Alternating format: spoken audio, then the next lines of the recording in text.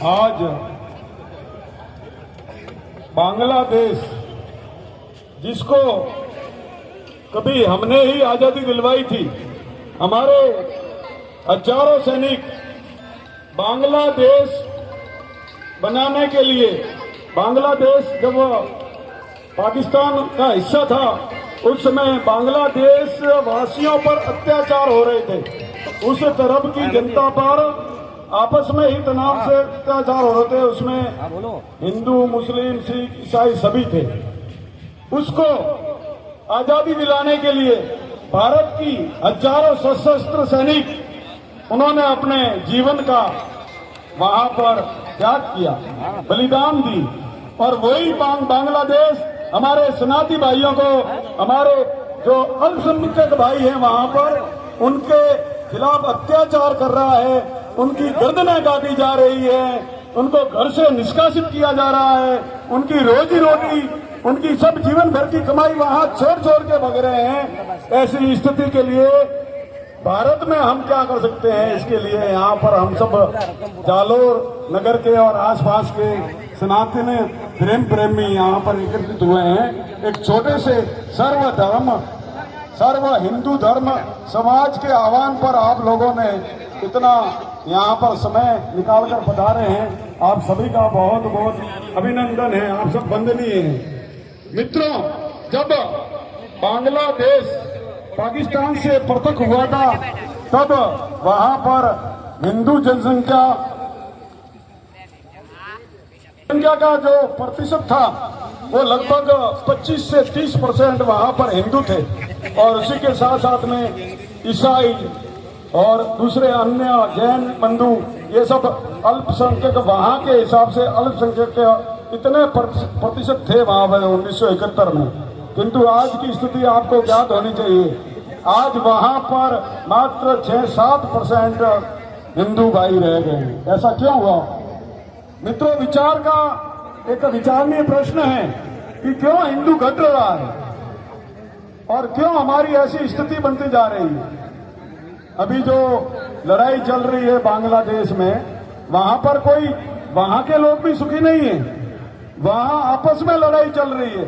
जो शेख हसीना की पार्टी थी, राजनीतिक पार्टी, उस पार्टी को वहां पर कुछ लोगों ने बर्खास्त कर दिया और वहां अपना आधिपत्य जमाने के लिए वो लोग एक हो रहे हैं। सिर्फ उनका अपना समाज से कोई रोष नहीं है। ये एक राजनीतिक एजेंडा है। राजनीतिक एजेंडे के तहत राजनीतिक पार्टियां अपने आप को एक करने के लिए क्या कर सकती है, वो कार्य हो रहा है। और उसमें मर रहे कौन है? हमारे सनातन धर्म प्रेमी, हमारे हिंदू भाई, हमारे अल्पसंख्यक भाई, ईसाई भाई, जैन, बौद्ध, जितने भी अल्पसंख्यक है, उनका एक ही एजेंडा है, इनको मारो, काटो और इनके विरुद्ध ऐसा माहौल बनाओ जिससे ये अपने आप भाग जाए। बांग्लादेश की आपको ध्यान होना चाहिए, विगत कुछ वर्षों में बांग्लादेश ने भारत की तरह ही आर्थिक रूप से काफी प्रगति की है।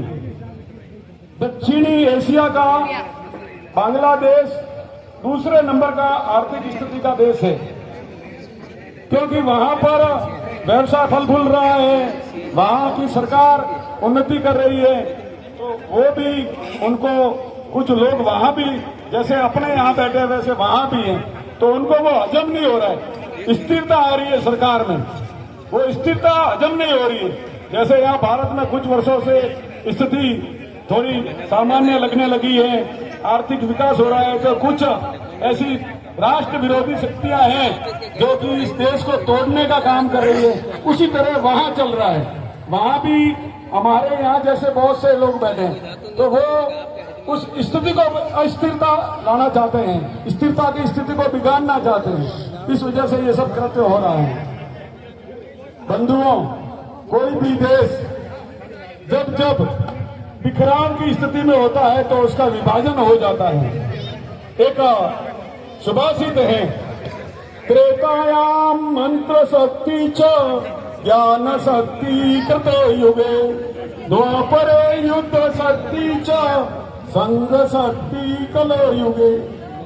सतयुग में ज्ञान की शक्ति थी, और त्रेता युग में मंत्रों से विजय प्राप्त होती थी। द्वापर आते आते जिसके पास में बल था, जो शक्तिशाली था, वो विजयी होता था। लेकिन इस कलयुग में जो लोग संगठित रहेंगे उन्हीं की विजय है। तो आप लोग समय समय पर जब भी हिंदू सर्वधर्म सर्व हिंदू समाज का आह्वान होता है, पधारते हैं, उसके लिए आप लोगों का बहुत बहुत धन्यवाद है। आप भविष्य में भी ऐसा कोई कार्यक्रम हो तो जरूर आना चाहिए। दूसरा एक विषय है सोशल मीडिया वाला। अभी जो लड़ाई लड़ी जा रही है या जो करते हो रहे हैं, उसमें सबसे बड़ा अभी मीडिया का रोल है। तो बंधुओं, सोशल मीडिया पे बहुत सारे नैरेटिव स्थापित किए जाते हैं। आप एक बात को उस तरह से घुमा फिरा के और उस विचार को आप समाज में स्थापित कर देते हो, चाहे वो सत्य है या गलत है, असत्य है।